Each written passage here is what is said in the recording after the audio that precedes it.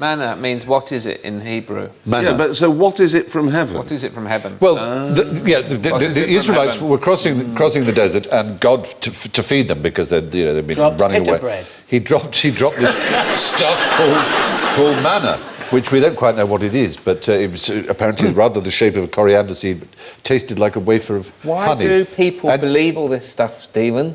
Well, it's all right. Whether you believe it or television's ruined Bhutan. This stuff is responsible for some serious aggravation in the world.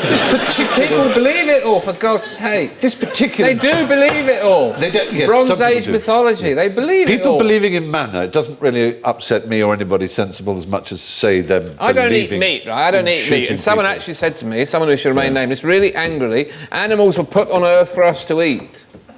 What does he mean by that? Put by who? That's silly. Of course that's silly. Of course I said you can eat one if you want, but don't shout at me about them being put there like it's some big toy farmyard. You're very clever. Why do they believe it all? Can't they just go, whoa, that was mad, I thought that was true for a minute. Why do people believe it?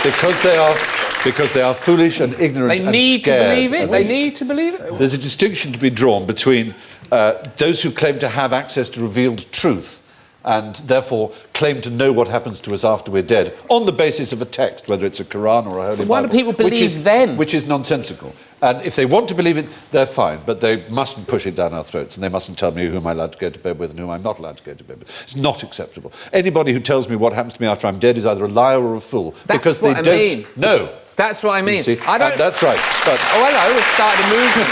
See, now I don't mind. No, I don't mind the myth of the Jewish people having manna dropped on their heads. That doesn't actually matter. That's no more different. That's like Greek myth or any other myth. That's fine. But it's when it gets to telling people how to behave is where we do draw the line.